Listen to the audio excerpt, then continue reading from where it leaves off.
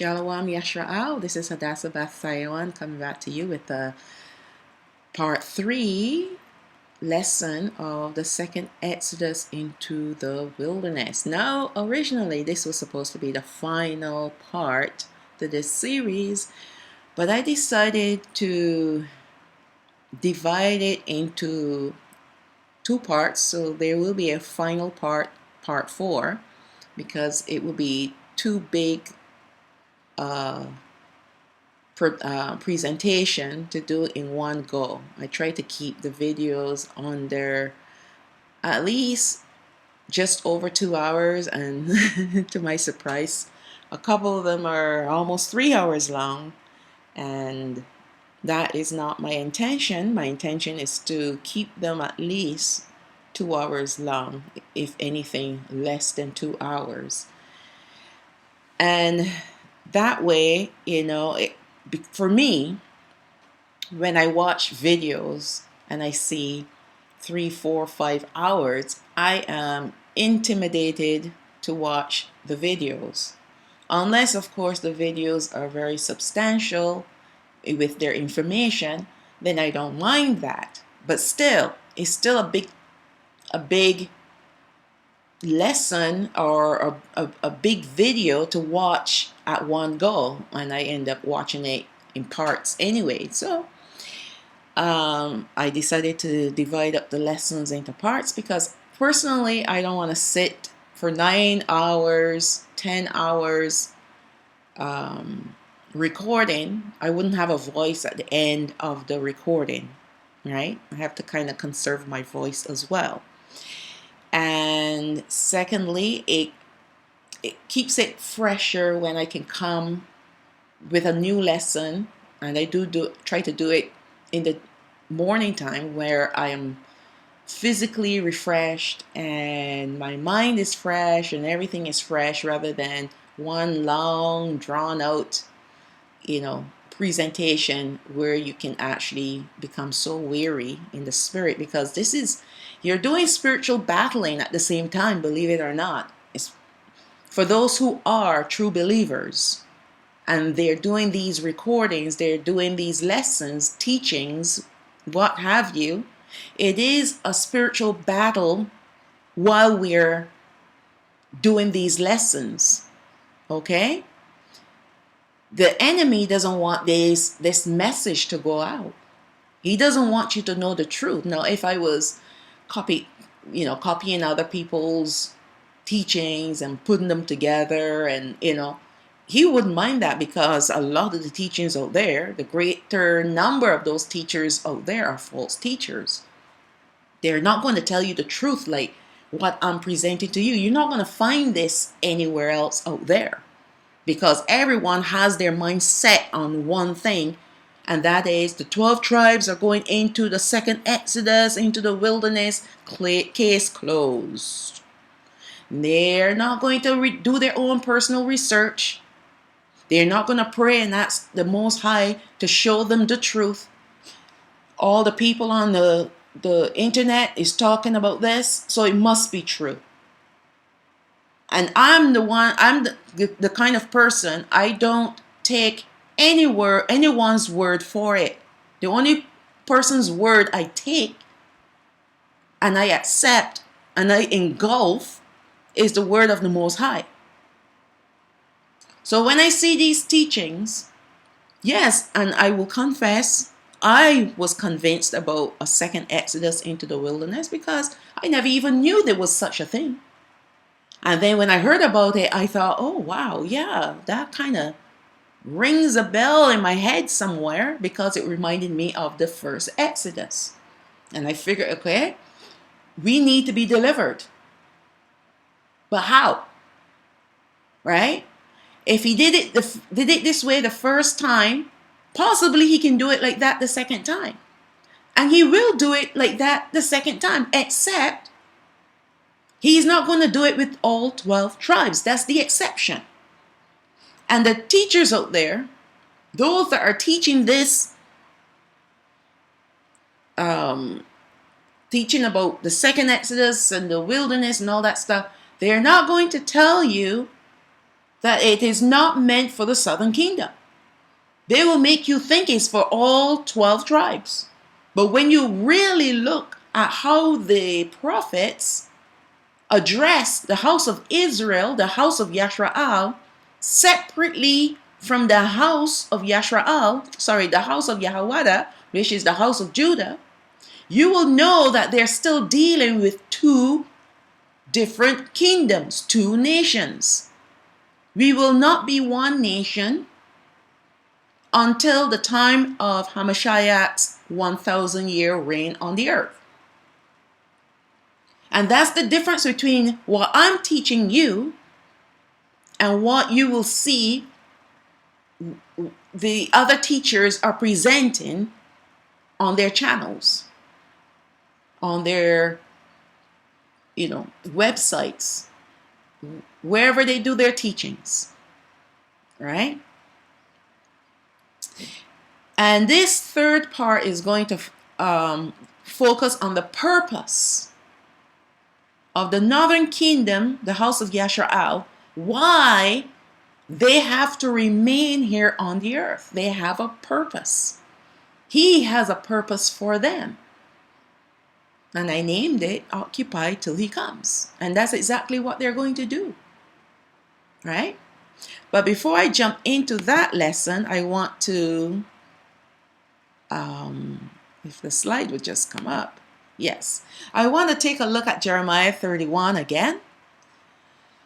Just these two verses, verse 29 and 30, because after I finished the lesson, the Spirit spoke to me and said, you should have gone into more detail about those two lines because they're very significant, right? And you have to know a little bit about the history of what went on with the two kingdoms way back in the day, right? To understand what this actually means and how it pertains to us today. Now, this is being directed to the house of Yasaraal, okay, the 9.5 tribes. And I'll read it and then I'll explain it. In those days they shall say no more, the fathers have eaten a sour grape and the children's teeth are set on edge. Now notice, the fathers are the one who ate the sour grape. But it's the children's teeth that are set on edge. Okay, so hold that in your mind. Verse 30, but everyone shall die for his own iniquity. So obviously, the Most High is not talking literally about eating a sour grape. No. And he's not talking about literally the children's teeth being set on edge. He's using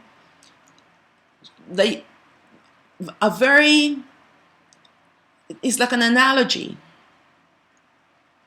And sometimes his language is very, it gives you pictures in your mind so that he can drive home exactly what he is talking about. So he's talking about iniquity.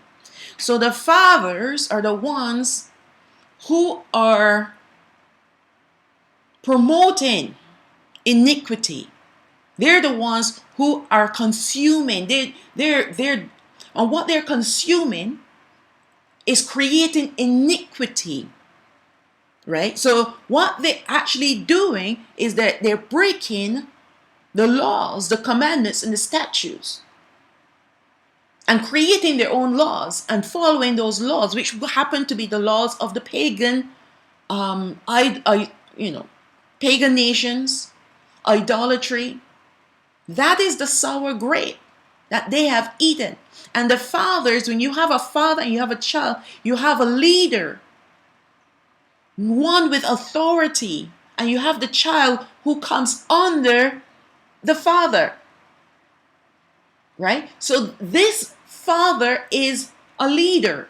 It's an example of a leader. And the children are the people that are being governed.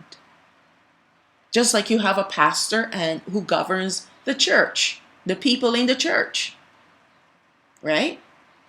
He is looked upon as a type of a father, spiritual father, and the congregation are his spiritual children that he needs to lead. So whatever he is putting out there, right, he's absorbing pagan religious doctrines, and then he's passing it over to the children.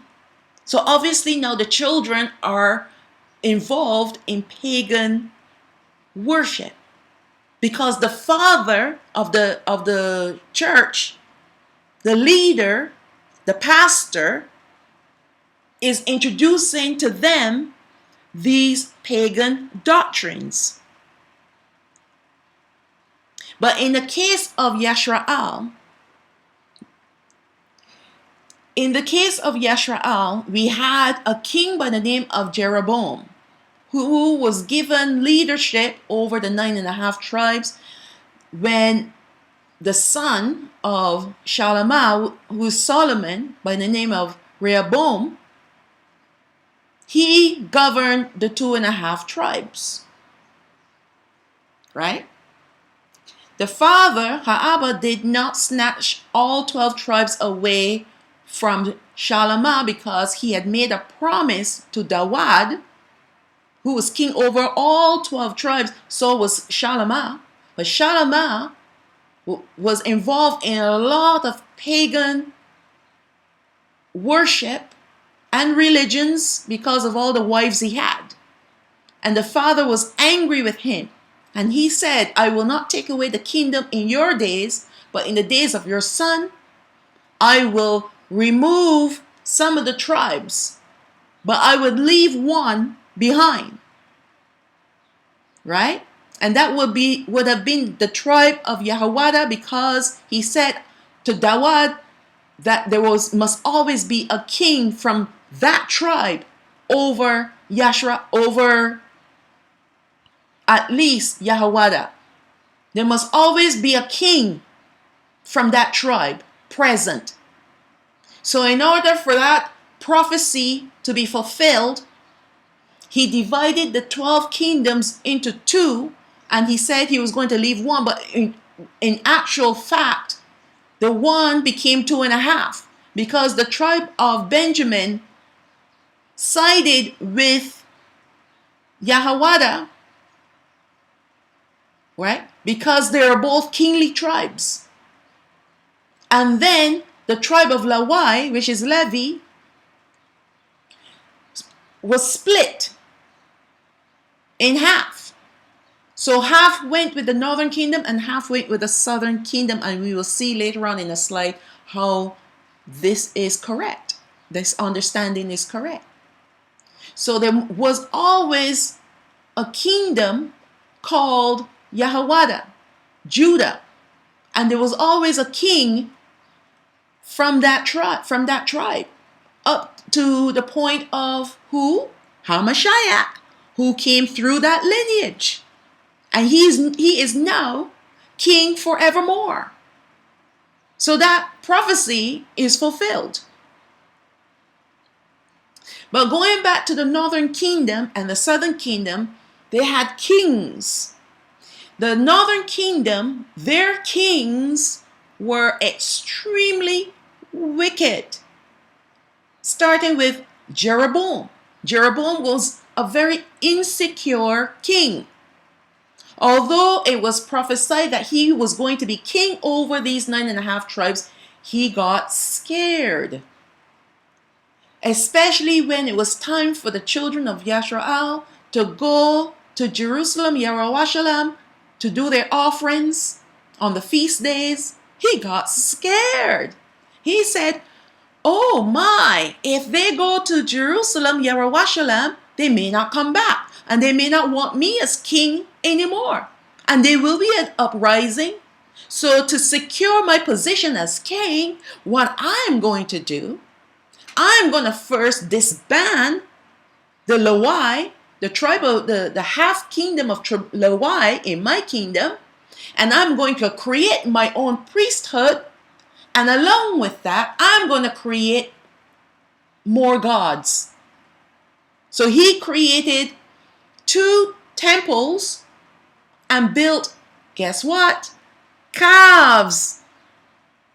And he encouraged the people to worship these two calves in two different areas of the land. I believe one was in the territory of Dan, and the other one I cannot remember where that second one was. And I actually saw, because when I visited Yasaraal some years ago, I actually went up to the northern territory of Dan, and I saw where they had the altar and all these. It's all demolished, right? But they still have the outline of like the foundation stones of the altars and all the different, like the gate and all these for the castle. Everything is still there. And it's really remarkable that, this actually happened, where this king got so worried about his position, about losing his position as king, that he created idolatry. He brought idolatry to the people and said, these be your gods. You don't need to go to Jerusalem to worship there. You can worship in two different provinces. Choose which one you want to go. I have the priesthood. I created my own priesthood. So he brought iniquity to the people. Just like what verse 29 says. The father, Jeroboam, he brought iniquity to the children. And guess what happened to the children?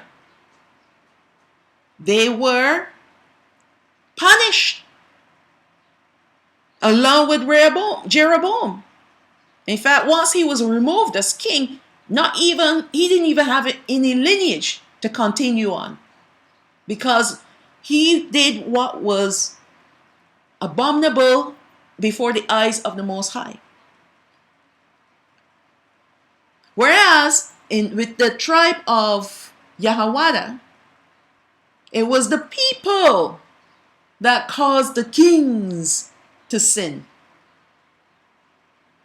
The people. Right?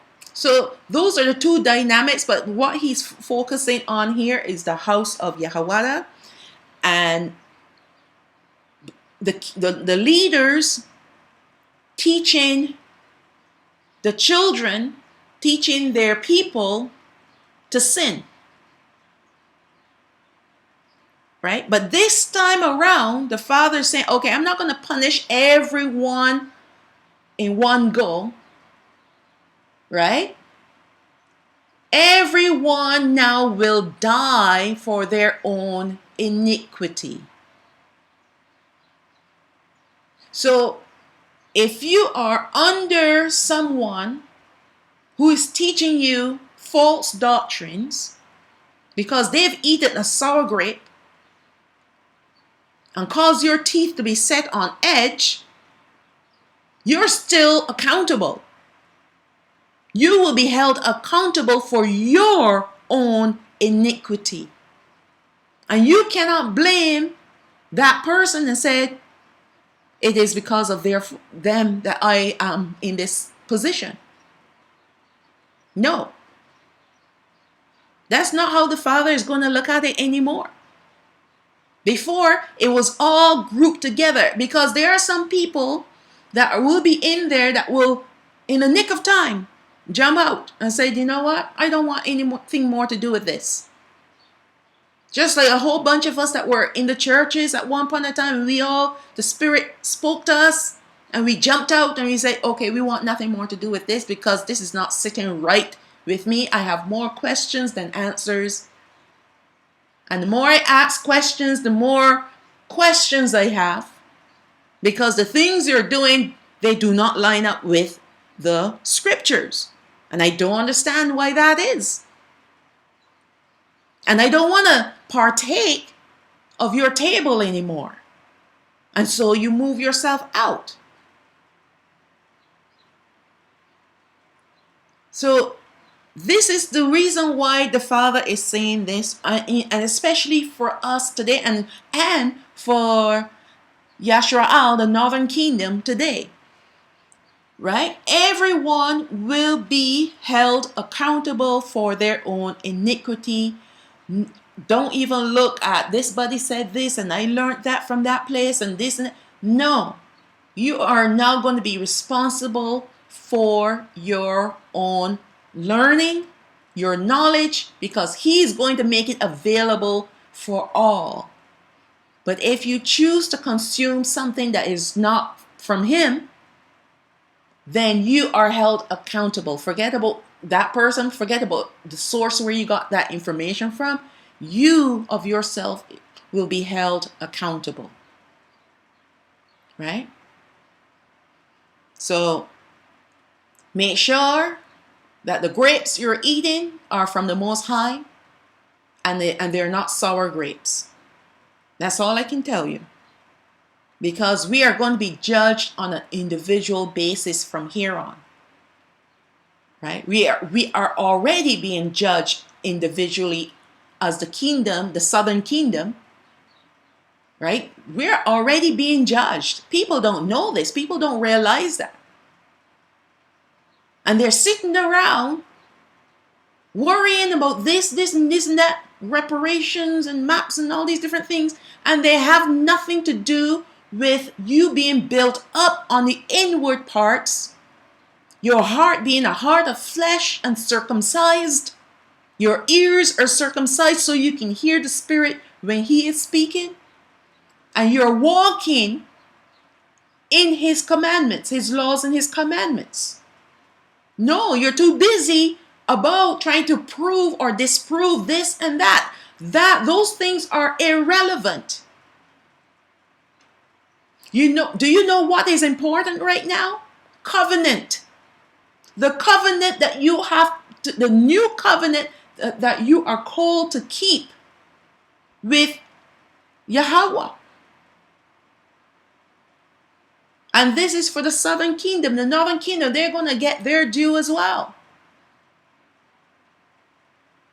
We need to stop being so busy about unimportant things. We've been lied to for so long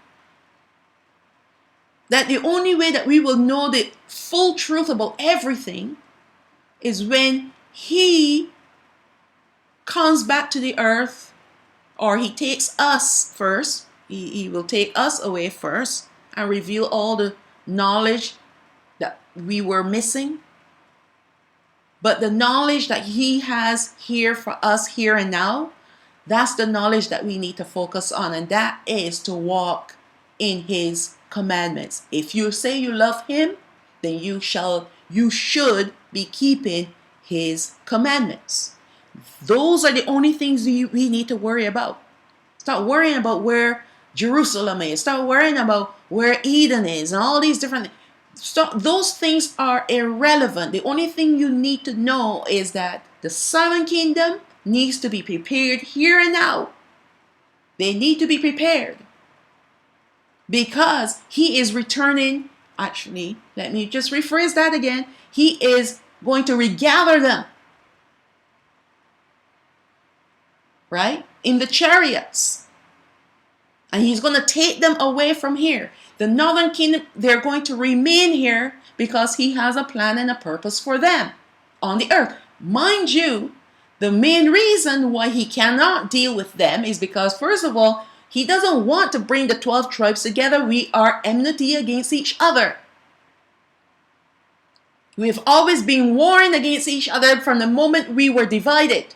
Satan came in and created enmity between us. They have been gone for so long, they are completely indoctrinated into other religions. Many of them, they don't even know who they are. But the minute we are taken, it will spark an awakening to such a degree that their eyes, the scales on their eyes and on their ears will completely fall off. And then they will know, hey, we are the people. And then they will begin to fear. You know why they're going to begin to fear? Because they will think that they're trapped in the nations that they're living in. Once they become awakened to who they really are, and they look around them, they're going to see we're surrounded by our enemies.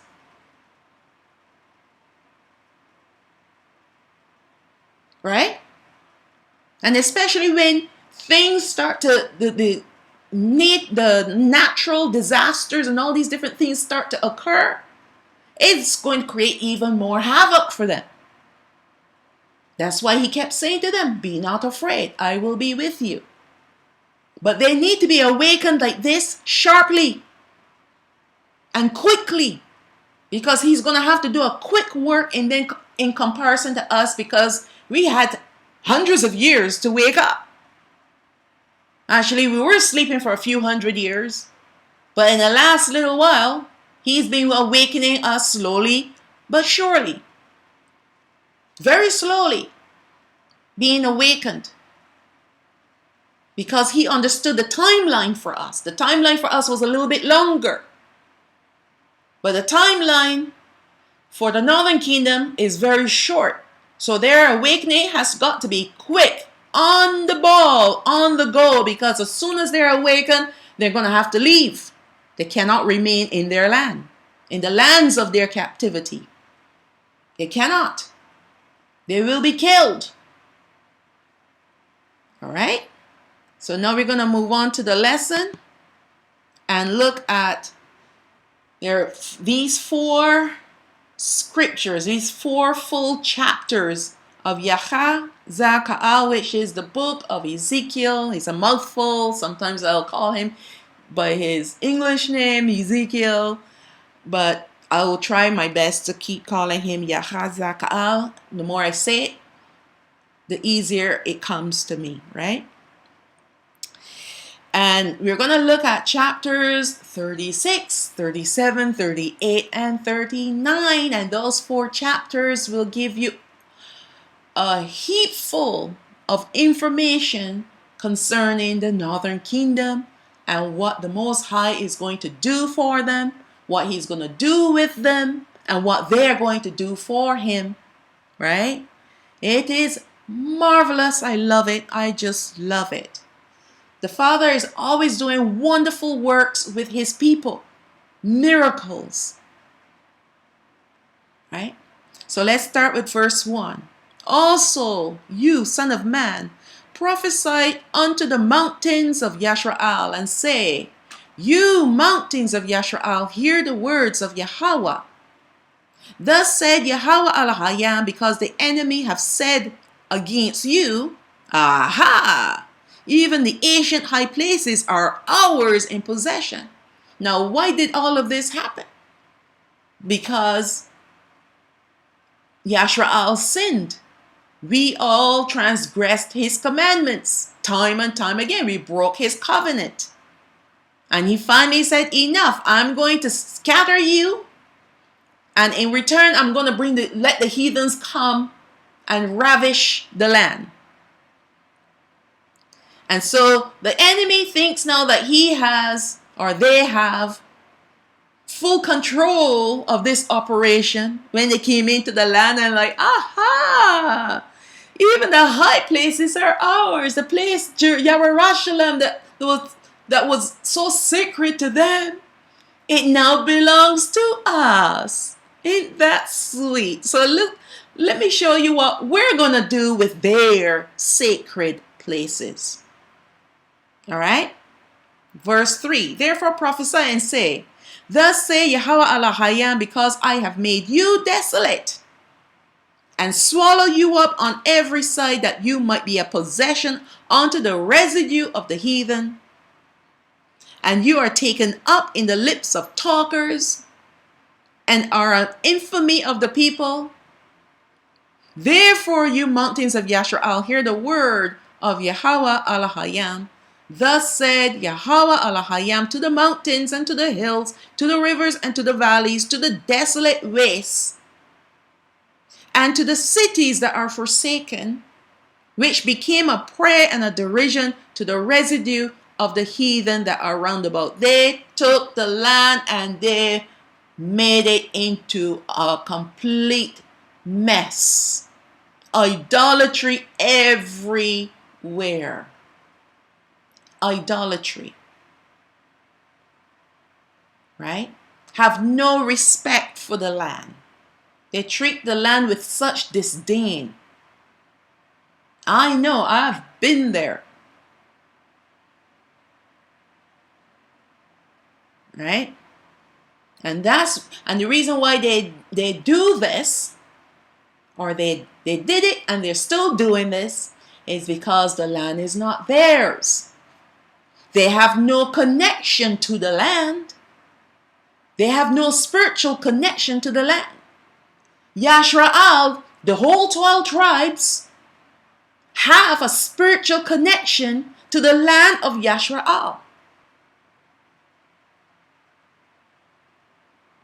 And for that reason, the Most High gave us laws and commandments and judgments and statutes on how to keep the land cleansed and sanctified and holy.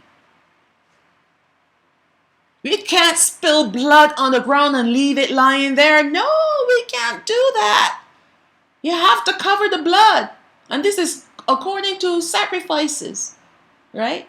We can't shed innocent blood in the land. Otherwise, the land will cry out to the Most High. That's why he said an eye for an eye and a tooth for a tooth back in those days. Because when you shed innocent blood, that blood needs to be cleansed. The land needed to be cleansed. And you needed to make recompense for that life. So the person who took that life had to be killed. But we don't have to go that way anymore because of the perfect blood of HaMashayach. His blood covers those errors. That's why he said, no longer do we need to do that. He said, in the old days, it was an eye for an eye and a tooth for a tooth. But he said, no, you must learn forgiveness. And you must learn to love. Right? Because here's the problem with you taking revenge. And that's why they had judges. And they could not just go and kill because someone kills your relative. No, he did not permit that. Even in the days of Masha, that person was held, or they can escape in the days of Yahushua or Joshua, when they had the cities. They built cities for people to run to. There were havens. There were cities of refuge where they can run to and escape a relative that want to seek their life because they accidentally killed another person. Yes, the blood was innocent. But in a case like that, the father said, it's okay, you need to run. But that's about the laws and the statutes. And I really don't want to get into that. But this is the reason why the land of Yasaraal is so connected to us. And when HaMashayach came, he came to teach us that we don't need to take revenge. Because when you take revenge and you hurt another person or you kill another person and you shed innocent blood, it will never stop. And that's why he scattered the two nations, kept them far apart from each other, because they were shedding innocent blood because of hatred for each other. And when you do that in the land becomes so grieved. The land has a life of its own. Why do you think the father was so protective over the land? And he said, you must let the land rest on the 7th year, because the land has a life of its own. That's where he took Adam from. That's where he formed Hawa from. The land. And that's why when you plant a seed, it will grow, because the land itself has its own kind of life. And that life came from Yahweh, who created it.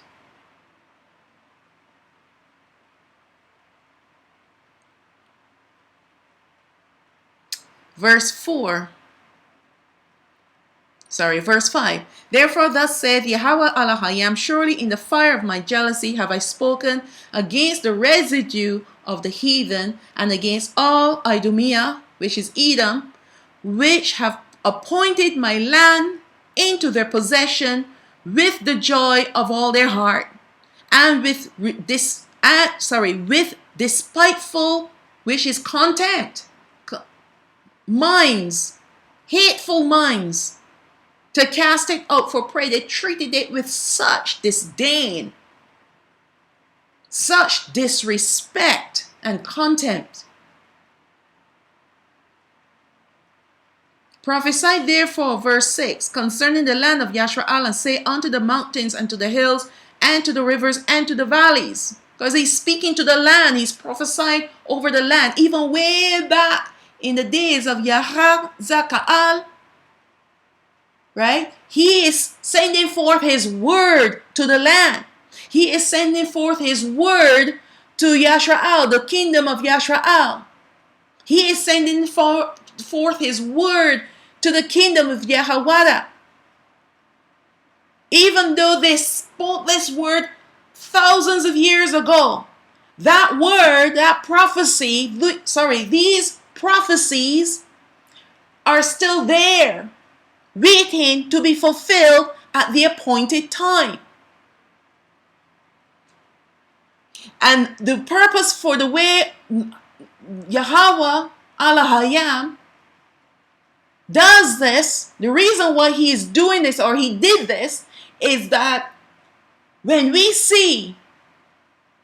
know about the prophecies, when we see the prophecies being fulfilled, it should solidify our faith in him and our love for him, glorifying his name and making his name holy before the nations, the Gentile nations. And they too must see and know about these prophecies, so that his name is hallowed before them.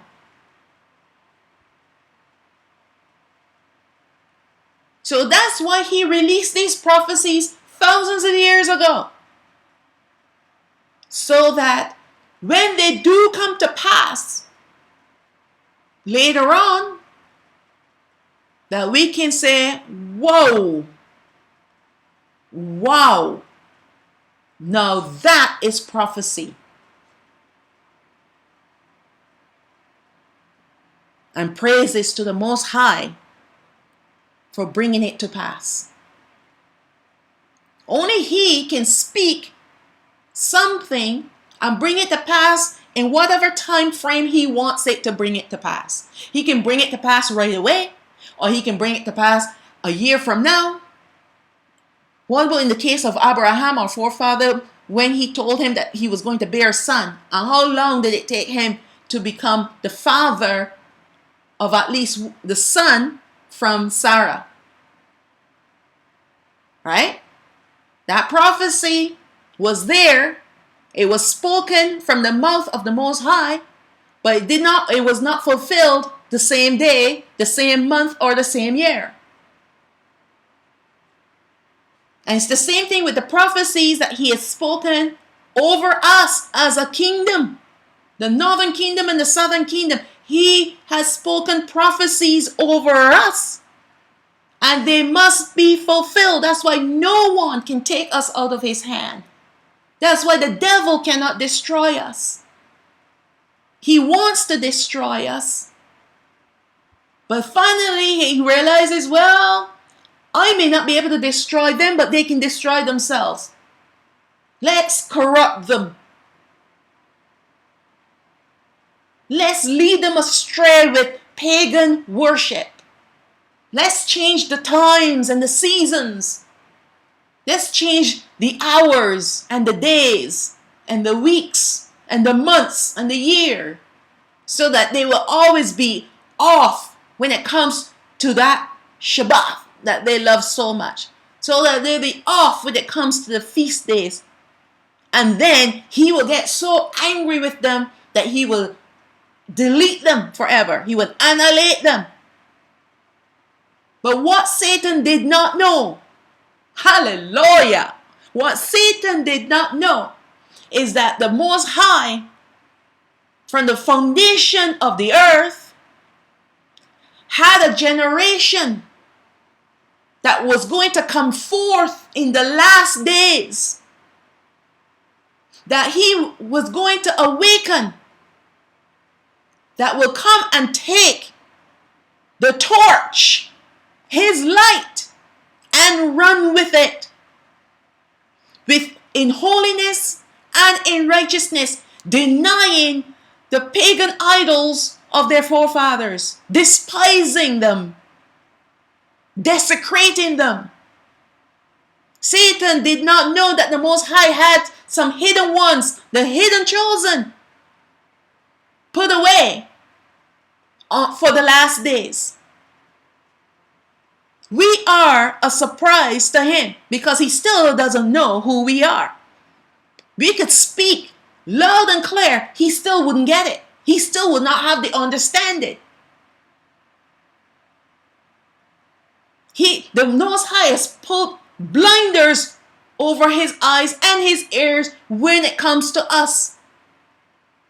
That's why I can speak freely. He doesn't know who I am.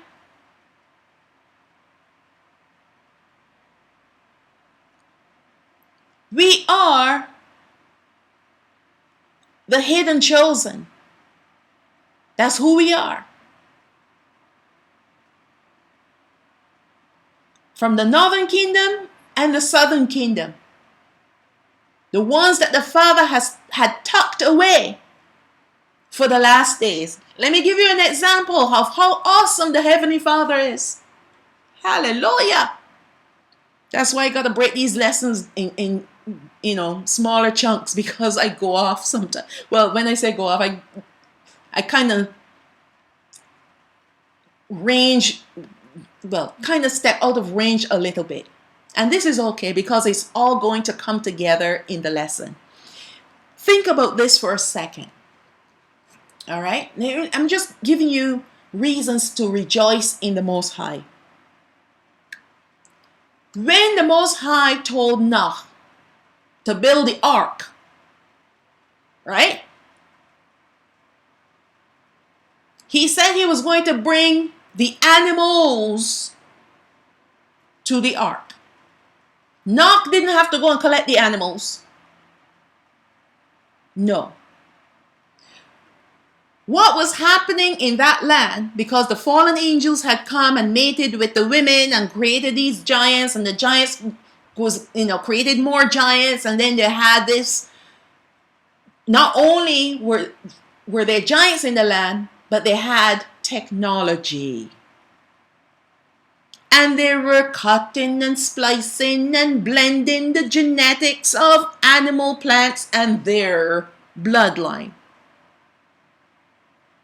So they had creatures on the land, and the animals, not only were they eating the animals, but they were also defiling the animals. So mankind was defiled with the bloodline of the Nephilim, as well as the animals and the plants. Because you know how it goes. You have a pure blood mating with a blood that's been contaminated with the fallen angel bloodline, the Nephilim. That offspring will be contaminated. And so it will happen until all the blood is contaminated. And that's why the Father had to send the flood. However, This is the wonderful part about it. He had animals set apart for the ark.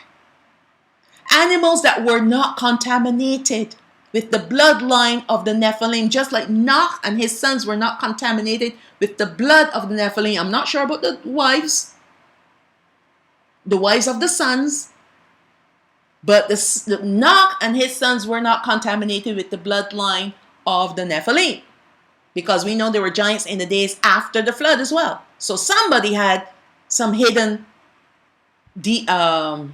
genes of the Nephilim in them. Oh yeah, they came through the lineage of Ham, Canaan. Yeah. So anyways, what I'm trying to show you is that if the Father can set apart these animals 2 by 2 and 7 by 7 of the clean animals, because they are for the sacrifices, and then the day came for them to come into the ark, they all marched right into the ark. And the same way he had these ones hidden and protected is the same way how he has his hidden chosen hidden and protected. Right? Okay, let's move on. Verse 7, I believe. No. Let's continue with verse 6, because we were still at verse 6. So he was talking to the rivers and the valleys. Thus said Yahweh Alahayam, behold, I have spoken in my jealousy and in my fury. Now he's angry. He is angry because of what the heathens are doing to his land. Well, and also what they're doing to his people. Because you have borne, you have carried and endured the shame of the heathen. So whatever they were doing was reflecting on the land. I'm telling you, the land is precious to Alahayam. Verse 7, therefore thus saith Yahweh Alahayam, I have lifted up my hand. Surely the heathen that are about you, they shall bear their shame. So he is going to give them back their shame. Take it away from the land. All right? But O you mountains of Yasaraal, verse 8, you shall shoot forth your branches, and you're going to grow your trees and yield your fruit to my people Yasaraal. And here's the sweet part of it. For they are at hand to come. They're soon to come. So he's cleansing the land, getting them ready for his people to come.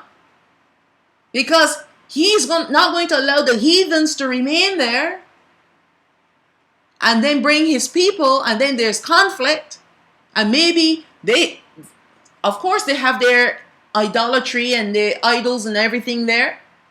He doesn't want to expose his people to that anymore. The land needs to be cleansed. The land needs to be cleaned up. Blood must be spilled in that land because of all the innocent blood that was shed in it. The land is requiring recompense.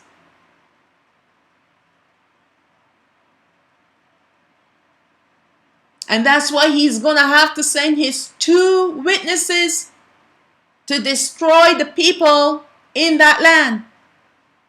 At least the majority of them.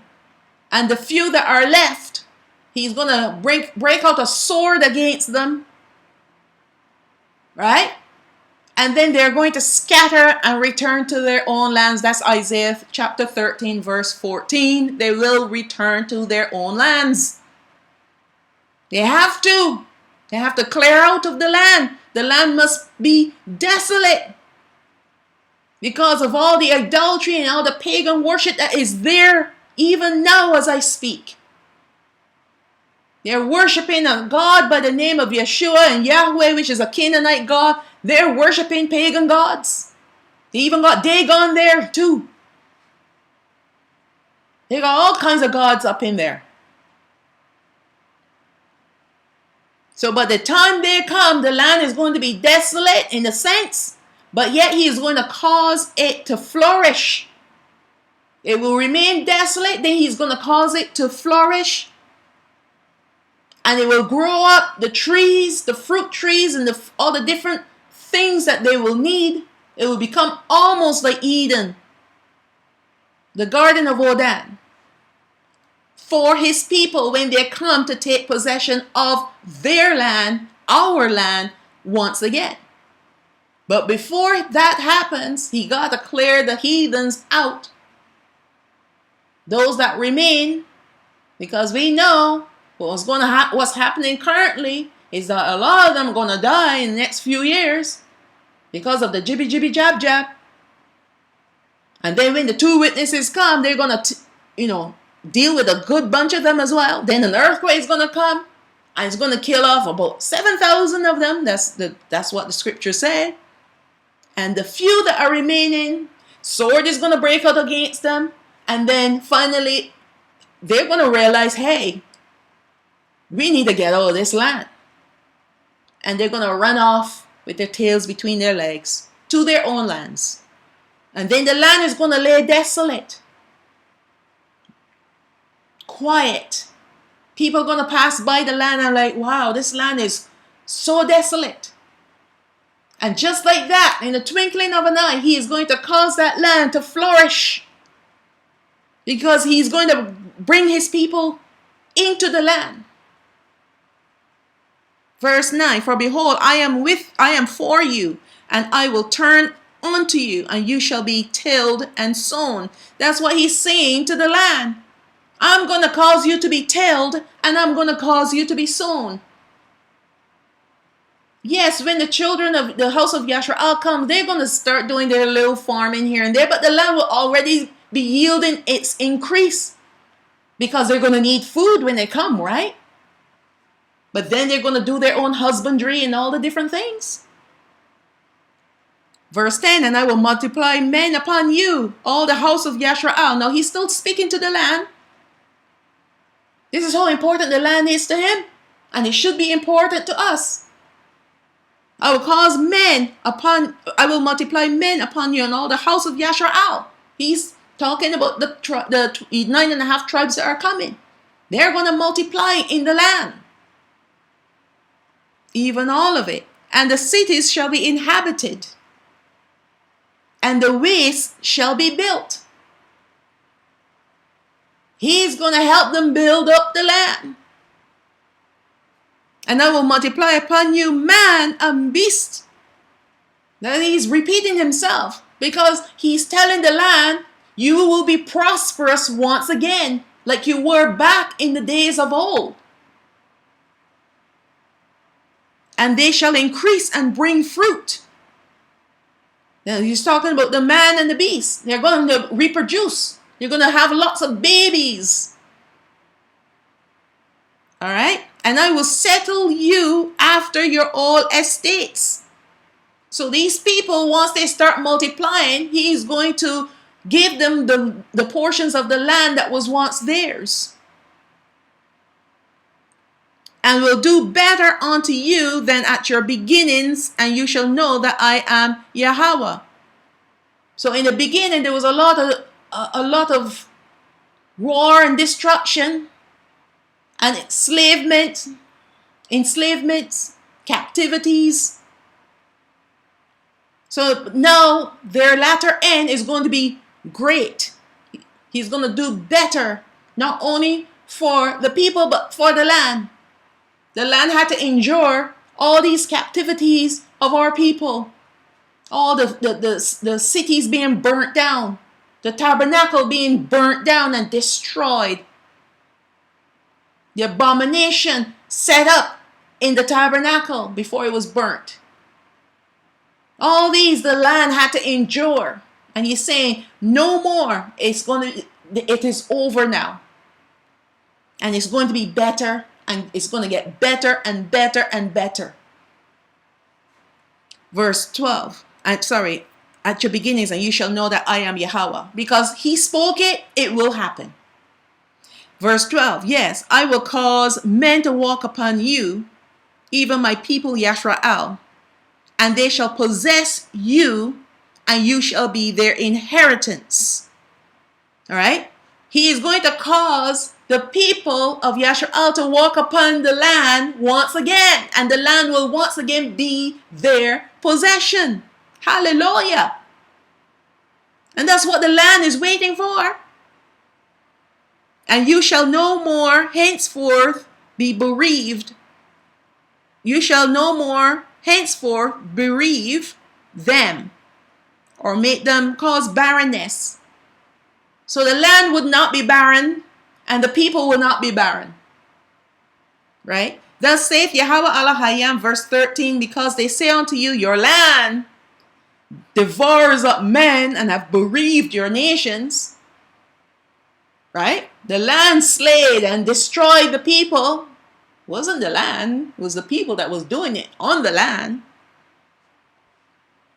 Therefore, verse 14, you shall devour men no more, neither bereave your nations anymore, said Yahweh Elohim. That's what the people thought. People are saying about the land. There's always trouble in the land. There's always wars in that land. Every time you hear that word Yasarael, all you think about is war. The first thing that comes to your mind is war. I remember when this was in 2015, when I made up my mind I was going to go and visit the land of Yasarael, because I realized I was awakened in 2012, I believe. Yeah, 2012. I was awakened.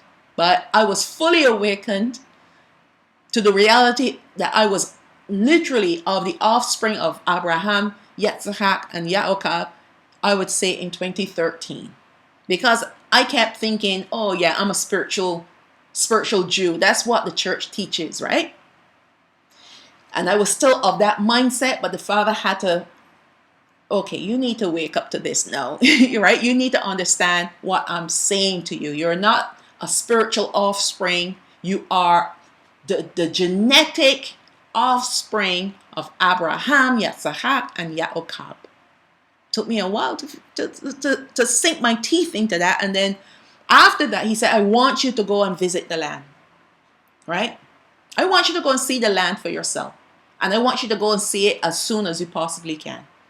So in 2015, I made up my mind I was going to go and visit the land of Yasarael. Okay. From the moment I said this to people, do you know that every single person that I spoke to concerning this, the first thing that they say, you're going to go to Israel? You don't know that there's always wars over there? You don't know that there's always these bombings and these killings and this? And I thought, okay, yes, maybe, but there's always killings in other lands too. Turn on the news and you see what's happening in America, see what's happening in Canada, see what's happening in the rest of the world. All right? You can't escape murder. You can't escape war. You can't escape destruction. It's everywhere. And what the Father showed me, right? What the Father did, he led me to people that have actually visited the land, which is really bizarre, because one day I was in this, it's called Science World, right there in Vancouver. And I was waiting for the child. The child was playing because I was taking care of this person's child. And while the child was playing, I happened to be sitting near this person, and they seemed like they were kind of ill, like they were coughing, and I kind of looked at them and said, are you okay? And they said, yeah. It's just that they got back from a long trip and they're still having jet lag and whatnot, and they've kind of picked up a little cold, and so I asked them, so where did you go? They said, oh, I visited Israel. And I like, wow. And this was before I even thought about going to Israel, right? And they said, yeah, have you ever been? I said, no. And I asked them, what was it like there? They say, oh, it was awesome. It was absolutely awesome, right? I said, but were there any dangers or anything? He said, no, no, no, no danger. There was not one time that I felt my life was in danger. So sometime after I joined, or not joined, I started going to this mission fest that was hosted right there in the city of Vancouver. And once there, you have all these different ministries, right? And a lot of them are, like Jews for Jesus, those kind of missionaries, right? They're missionaries slash ministries. And I got to talking, and this is now after I am awakened, and I want to find out more about Israel, and because I plan to visit. And from talking to the people, I think this was in 2012 or 13, I started talking to the ministers, those that are involved in the ministries of these different organizations. And from talking to them, they all visited Israel, and they all told me the same thing. It is beautiful. There was this one couple that I actually would sit down and talk to them, and I said to them, I want to visit Israel one day, right? And they said, I encourage you to please go. If you get a chance, go, right? And I prayed about it, and I didn't even know where I was going to get the money from, but the money came through in 2015. And then I was able to plan a very long trip. It was like three and a half months long that I spent in Israel. And so by the time I made up my mind in 2015 that I was going to go to Israel, it was already sealed in my mind. It was a safe place to go. Plus, the Most High was the one who was urging me. He said, you need to go now before it's too late. Now, I didn't know that the borders were going to be closed in 2020. He wanted me to go, and go now. And that was in 2016 that I went to the land of Israel. And I'm going to tell you that the day that I landed in that country, I felt that I was at home. I felt home. All right? I have lived in many different countries. US, Canada, Caribbean. Right? And I never felt connected to any of these lands. Not even the land of my birthplace. And I realized after the fact, the reason why I wanted to leave there so badly is because I felt like I was in prison. And now that I look back, I realize, yes, it's a glorified prison. The islands of the Caribbean are glorified prisons. You're still enslaved. That's what it is. And people talking, oh, this is my island in the sun. Oh, this is this and this is that. No. They sold that to you, give you a flag with their pagan, satanic symbols on it. They give you an anthem that's all pagan, worshiping the God. They're the ones who gave that to you to make you feel that you were free. But you are still slaves in that land. The land of your captivity. Your great-great-great-grandma and grandpa was shipped there. And you're still there. And do you know there's so many people that will refuse to leave the islands because they say, this is my land. It ain't your land. It belongs to the Queen in England. Well, she's not alive anymore, but those people over there, that's their land. It's not our land. Our land is somewhere else. It's called Yasaraal. And when I landed in Yasaraal, That same night, I went walking the streets after 9 o'clock looking for a place that was open because I needed some food. And I'm telling you, as I'm walking the street, I felt as if I was walking, as if I was at home. And for the full 3.5 months that I was there, not once did I feel intimidated. As a matter of fact, or in harm's way. I didn't feel any danger. Not one time. There was one time I went to Yasaraal. I went to the city of Jerusalem.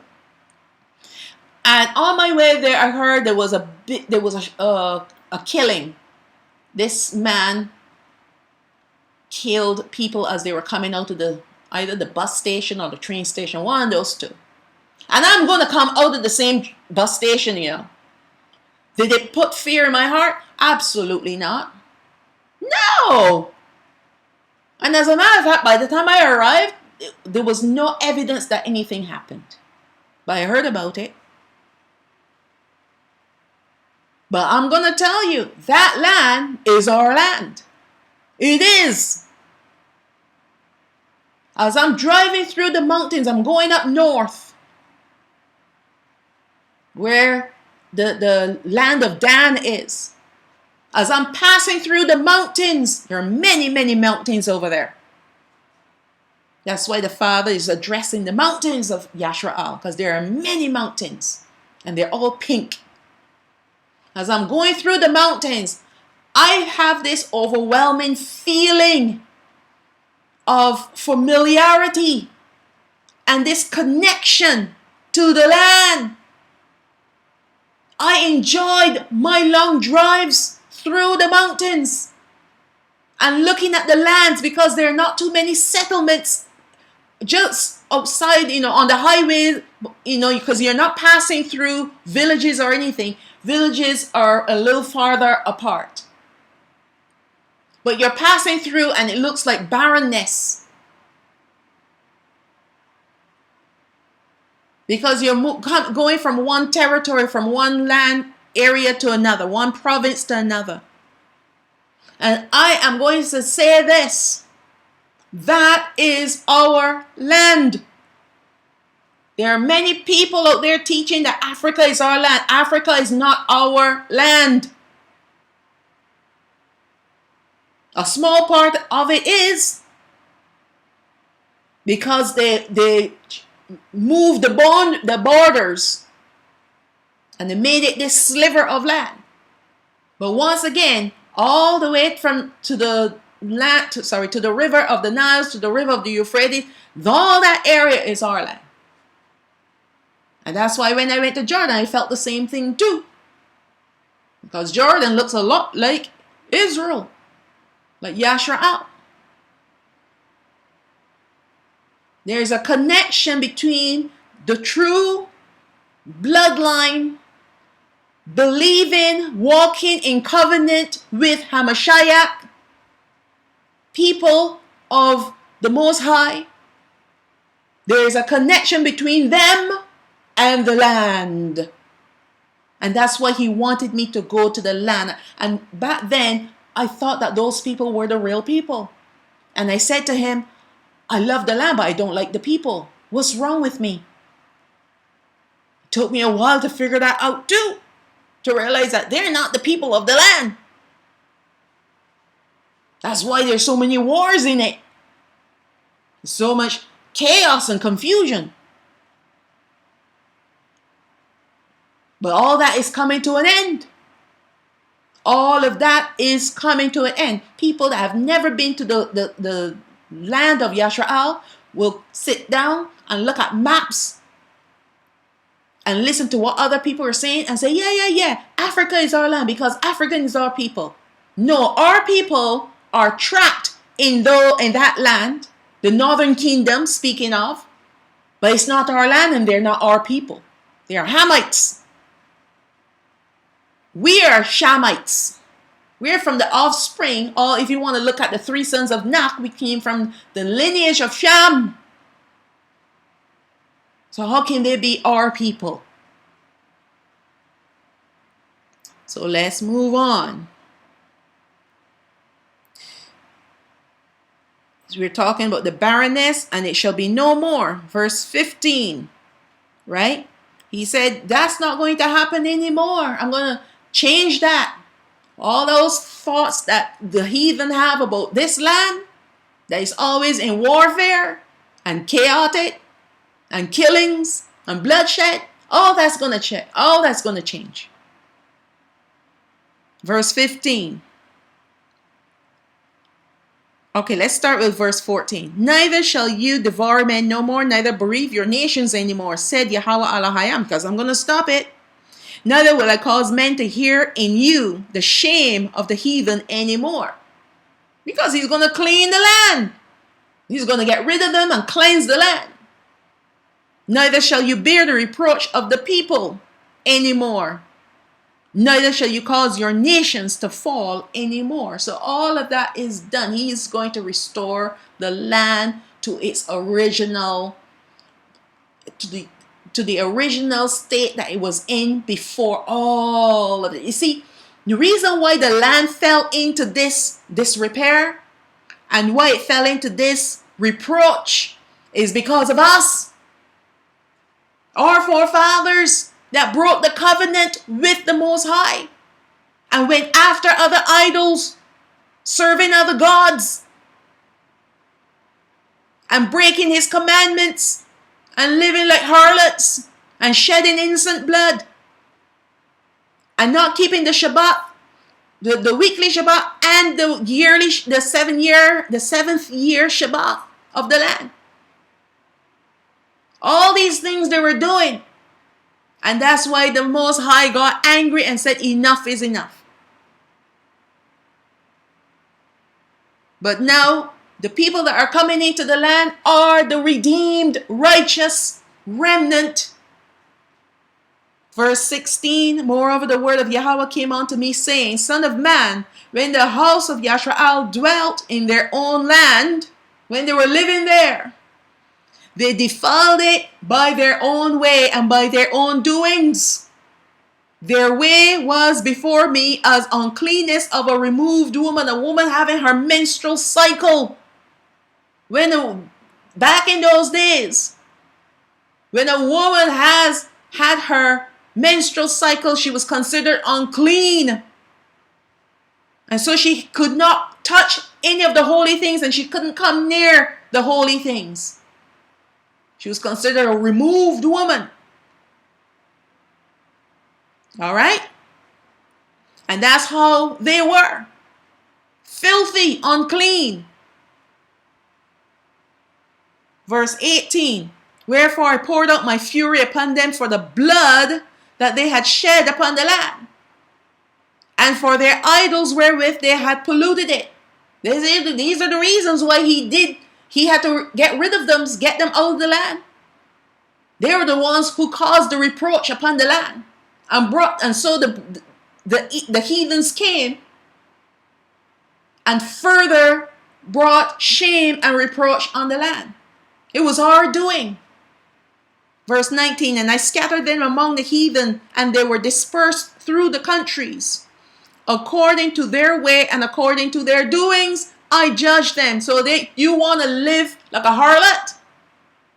You want to worship all these other gods? I'm going to send you to all these different nations, all these different heathens that are worshiping pagan gods.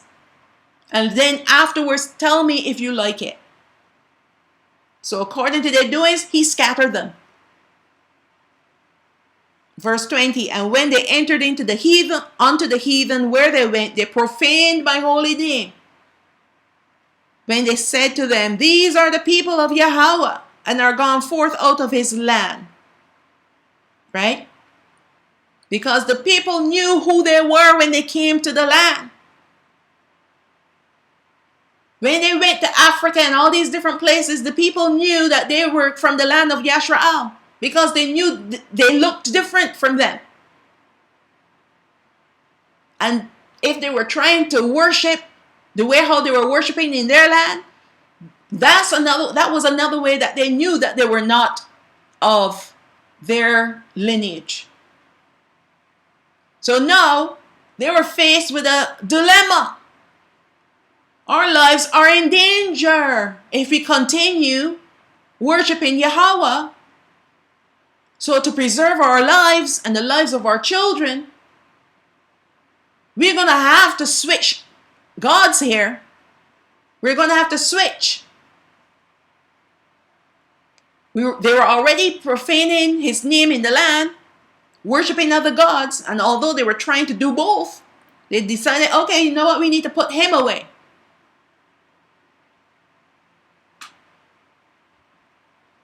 And then they continued their pagan worship in that land, and actually they switched to whatever land they landed in, whatever country they entered into. They switched their pagan worship, whatever they were doing before, into that land's pagan worship. And they forgot all about the Most High. In the earlier part, I believe it's part 2, when they crossed the waters, when they planned to leave Assyria and cross the river Euphrates, and they said that they're looking for a land where they can keep the statutes that they were not keeping in their own land. That's why I'm saying they were trying to do both. They're trying to keep the statutes of the Most High, and they were still involved in pagan worship. But when they got into these strange lands of the Hamites and the Japhethites, they realized, because these people are recognizing that we are from the land of Yasaraal. So now we're going to have to completely put him away and saturate ourselves in the pagan worship of this land that we're living in. That's what they had to do. And that's why they're stuck now in those places. And they don't even know who they are. Verse 21. But I had pity for my holy name, which the house of Yasaraal had profaned among the heathen where they went. They denied his name and they called on other gods. That's how you profane his name. And you're saying that this is the true living. Well, they called him by a different name. His title is Elohayam. His name is Yahweh, but they call him by whatever other gods they are, and said this is the God, or these are the gods that delivered us. These are the gods that keep us and provide for us, and completely deny the name of Yahweh. And when you deny his name and you call on other gods, pagan gods, and say that it is him, you are profaning his name. You're profaning him. And he does not want that. Not from his people. He expects that from the heathen, but not from his people. Because the forefathers should have known who he is. But as the generations were birthed, then his name was forgotten. He was forgotten. Verse 22. Therefore say unto the house of Yasaraal, thus saith Yahweh Elohayam, I do not this for your sakes, O house of Yasaraal, but for my holy name's sake. It's always about his name. His name must be holy before us and before the heathen nations, which you have profaned among the heathen where you went. So that's why he's going to do a great thing when he brings them out. When he brings them out, the heathens will have to glorify him. Verse 23, and I will sanctify my great name, which you have profaned in the midst of them. And the heathen shall know that I am Yahweh, said Yahweh Elohayam, when I shall be sanctified in you before their eyes. Because the things that I'm going to do for you, and I'm going to do through you, and I'm going to do with you, is going to sanctify my name before the eyes of the heathen. It's about his name. His name must be glorified on the earth and in the heavens. Verse 24. For I will take you from among the heathen and gather you out of all countries and will bring you into your own land. So he is going to regather them and bring them back to the land of Yasaraal. Then will I sprinkle clean water upon you, and you shall be clean. That's how they're going to be sanctified. From all your filthiness and from all your idols will I cleanse you. A new heart also will I give to you, and a new spirit will I put within you. And I will take away the stony heart out of your flesh, and I will give you a heart of flesh. So what has caused their hearts to become stony over the generations is this pagan worship, denying his name, profaning his name. Verse 27, and I will put my Ruach, my spirit within you. He's going to quicken them. That's what the spirit does. That's what his spirit does. It quickens you, brings them to life, and cause you to walk in my statutes, and you shall keep my judgments and do them. You see, it all comes back to his judgments, his statutes, his commandments, and his laws, because these are the conditions under which we have to keep in order to be in covenant with him.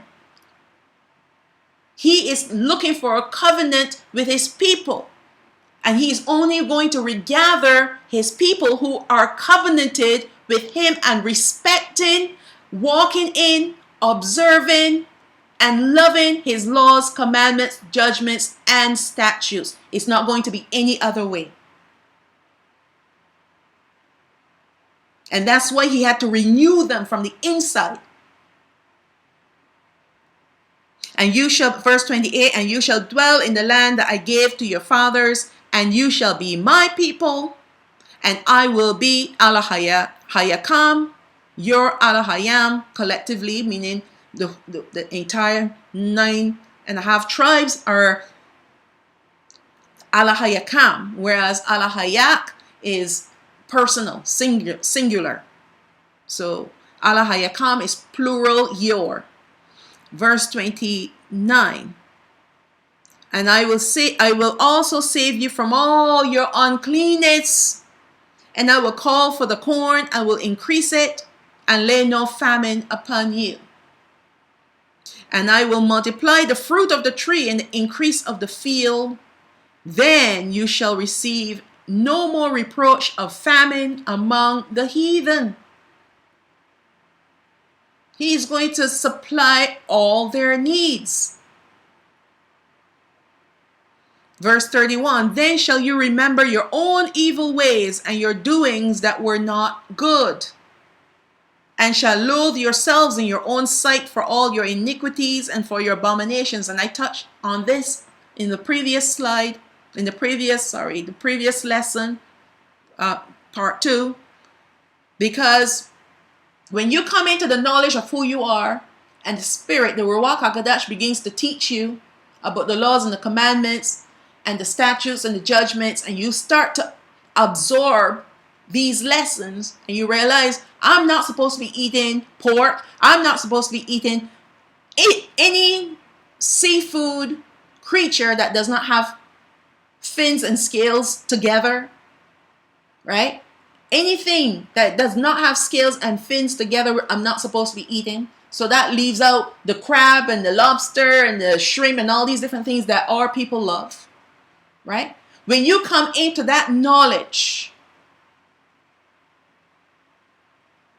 and realize that years ago, as a person who was not awakened, you enjoyed those things. When you look back at those days, because now you are completely disgusted by those things, knowing what they are and what they're doing to your temple, you will begin to loathe the fact that you used to like those things. And while you were doing it, you were transgressing his laws. So the loathing is not self-hatred. No, it's not. It is loathing the fact that you used to enjoy those things and you hate the idea that I used to like those things. I used to enjoy those things. I go to the restaurant looking for the crabs and the lobster, those big crab legs and stuff. Oh yeah, and dripping with garlic butter and all these different things. The clams and the shellfish, the mussels, all those things, those garbage things that we used to eat. And you loathe the fact that you actually did like them. And you also loathe the fact that while you were partaking of these things, you were breaking the Father's heart. That's what that statement means. That's what that verse means. It is not self-hatred. And when we get to that place, right, there's no one that can tempt you, or you cannot be, I'm looking for the right word. You will not feel that you're missing out when you see other people eating that garbage. I used to live with a roommate and he loved his pork. Oh my goodness. And he would always offer me some. And I said to him, first of all, I don't eat pork. Secondly, it's against for him to understand, I said religion, but it's against my beliefs to eat that garbage, right? And he would still ask me, do you still want to taste? I'm like, no, I don't want to taste it. I don't miss eating pork. And then when the other roommate brought in the shrimp and offered, I'm like, nope, not eating that either. And I don't miss it. Even here in this country that I'm living in, they love everything that comes out of the sea. And they offer me some. I said, absolutely no. No, don't want it, don't like it, don't even miss it. And they could eat it till the juices are running out of their mouth. It doesn't matter to me. It does not in any way or form entice me, because that loathsome feeling that I have for myself, knowing that I used to eat that garbage and it was hurting the Father's heart, has completely removed me from these things, and even the delight that I used to have when I used to eat them. And that's where we need to be when we come into the truth, when we come into the knowledge of who we are and how we ought to be. And the reason why he wants us to be like this is because our vessels need to be holy, sanctified, and righteous. And when we put garbage in, right, we are defiling the vessel. And he can only dwell in a vessel that is sanctified and purified, made holy and righteous.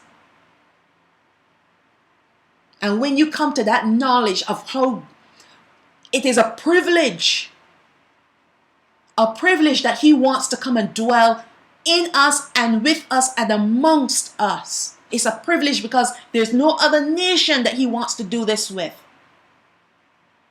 Why can't you turn your backs on these things? Why must you justify you eating these things? Oh, that's the old law. Anyways, don't want to go into the law and all that, the covenant, because that's another lesson.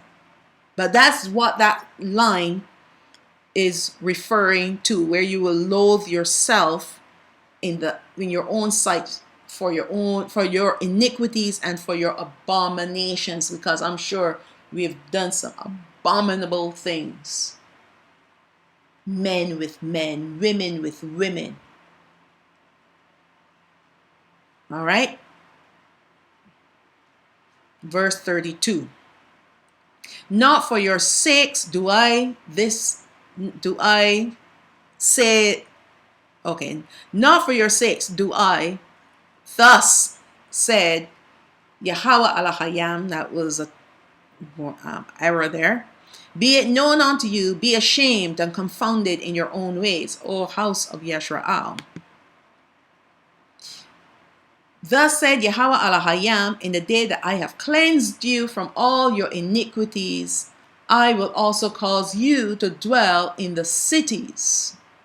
and the waste shall be built. He keeps reminding them that I'm going to cleanse you and then bring you back into the land. Right? Verse 34, and the desolate land shall be tilled, whereas it lay desolate in the sight of all that passed by. It has to rest because the people that are living there, not only are they overworking it, but they're shedding innocent blood there too. All the way in the past to the present. Verse 35, and they shall say, this land that was desolate is become like the garden of Odan.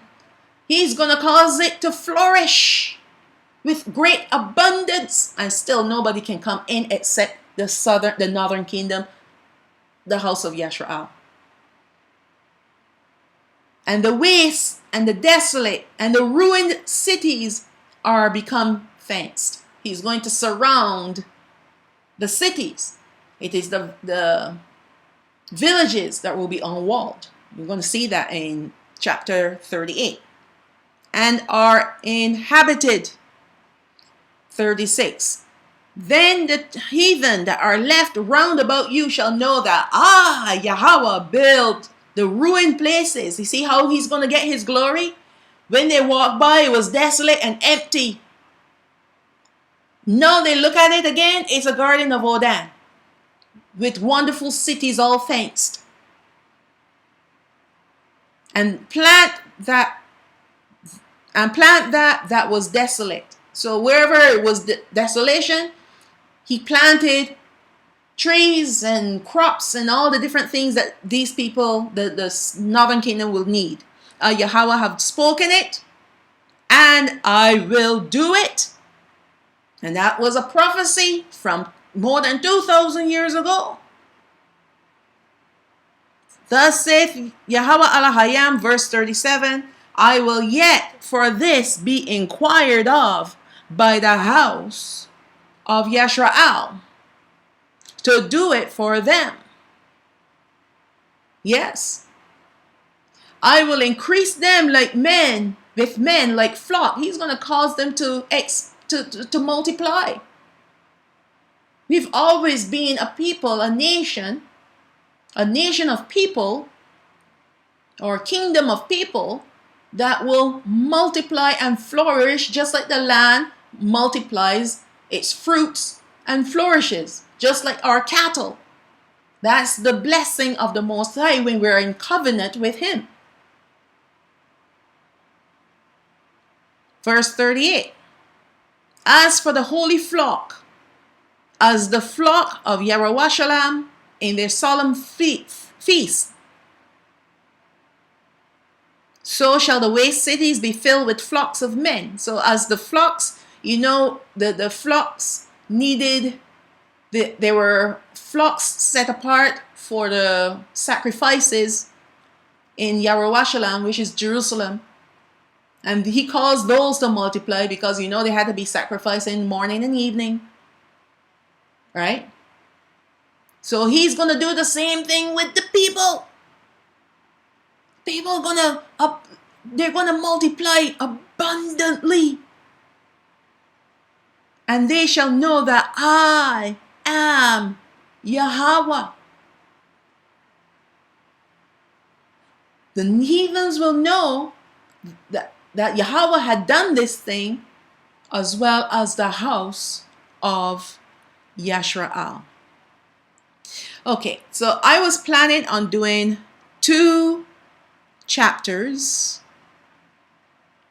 but I think I will pause here and I will do the Yachazaka'al, which is the book of Ezekiel 37, because that's a wonderful chapter and I don't want to rush through it.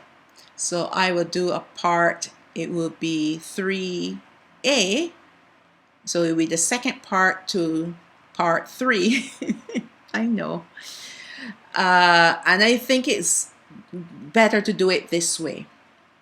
But I will have it well numbered and put it in a playlist so that it will flow one after the other. So stay tuned for Yachazaka'al chapter 37. And yeah, Shalawam, shalawam.